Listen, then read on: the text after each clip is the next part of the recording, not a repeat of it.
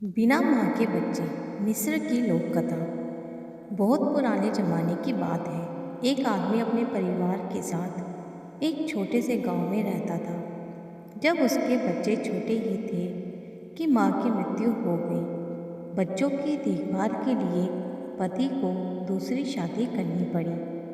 कुछ सालों के बाद सौतेली माँ भी दो बच्चों की माँ बन गई। अब चारों भाई बहन एक साथ रहते थे।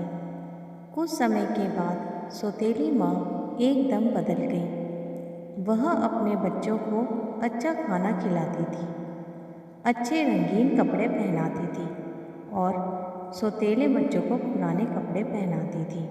कुछ दिनों बाद सौतेली माँ ने उन्हें सूखी रोटी देकर गायों के ग्वाला भेजना शुरू कर दिया। अब वे दिन भर ग्वाला जाते और भूखे प्यासे शाम को घर आते थे। ऐसे समय में उन्हें अपनी माँ की बहुत याद आती थी। एक दिन दोनों बच्चों ने अपने हाथ की सूखी रोटी अपनी काली गाय को देते हुए कहा, माँ, तुम हम पर ऐसी ही दया करो जैसी हमारी माँ हम पर करती थी। इतना कहना था कि गाय के थनों से दूध निकल आया। दोनों बच्चों ने खुश होकर भरपेट दूध पिया। अब वे रोज हाथ की रोटी उसे देते और गाय उन्हें भरपेट दूध पिलाती थी। इससे वे खुश रहते थे और उन्हें ग्वाला जाना भी अच्छा लगने लगा। कुछ ही दिनों के बाद सौतेली माँ ने बच्चों के चेहरे में लाली देखी तो आश्चर्य में पड़ गई। उसे अपने बच्चों पर बड़ी दया आई कि वे तो दुबले पतले ही थे।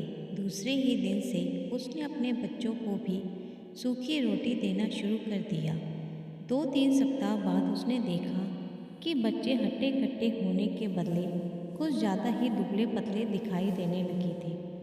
अब माँ थोड़ी उलझन में पड़ गई।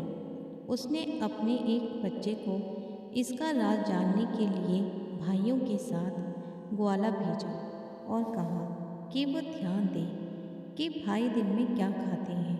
दूसरे दिन तीनों भाई गायों को लेकर जंगल की तरफ निकल पड़े।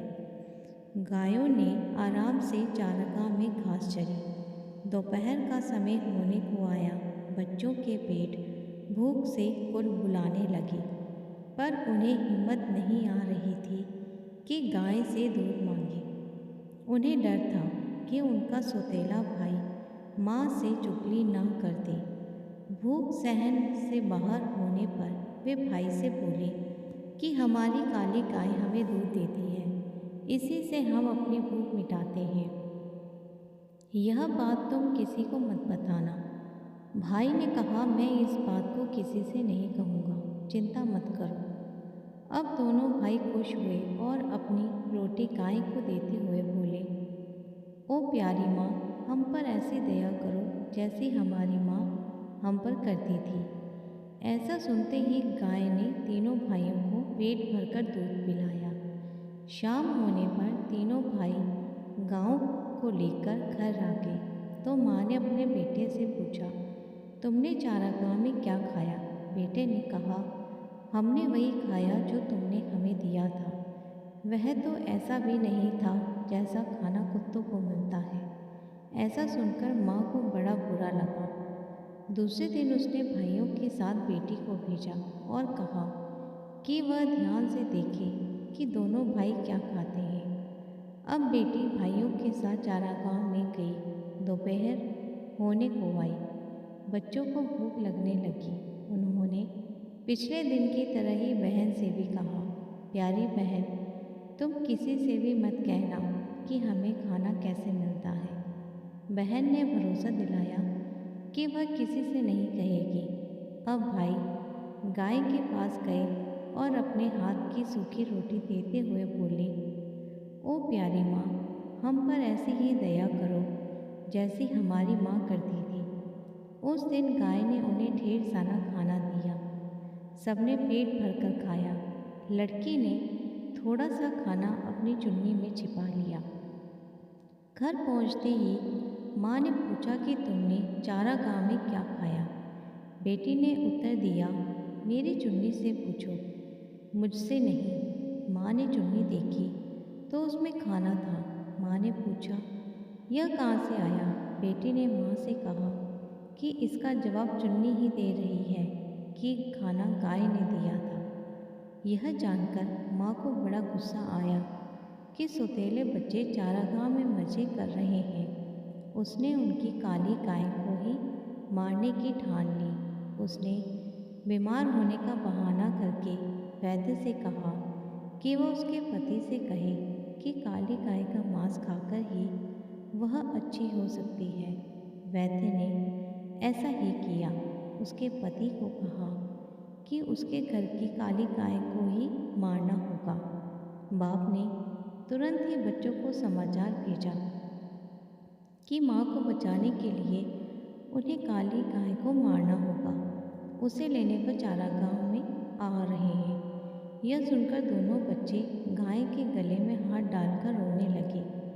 तभी बाप व बेटा चारागाह पर आ पहुँचे। उन्होंने गाय के गले से लिपटे बच्चों के हाथों को हटाकर उन्हें दूर किया और घर को चल पड़े। बच्चे भी पीछे पीछे घर आए और पिता से कहा, पिताजी इसे नहीं मारें, नहीं तो हम फिर से बिना माँ के हो जाएंगे। उनकी बात पर सबने उनकी खिल्ली उड़ाई और उसी समय गाय को मार दिया गया।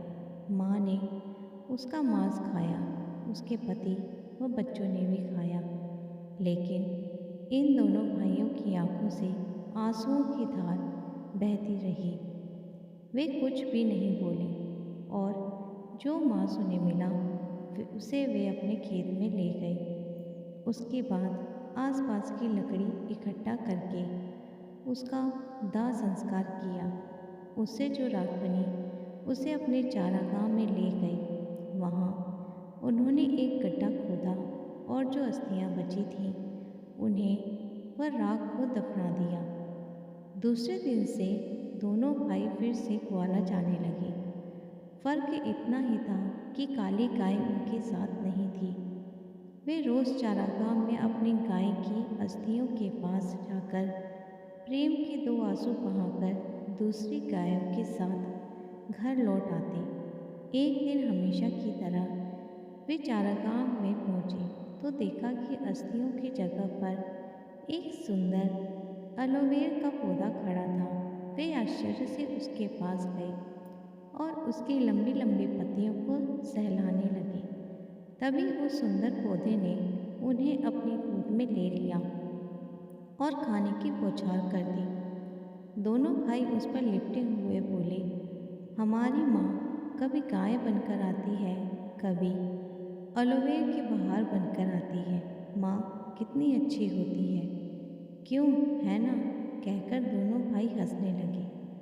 कहते हैं कि उसके बाद वे दोनों भाई अपनी सौतेली माँ के पास नहीं गए।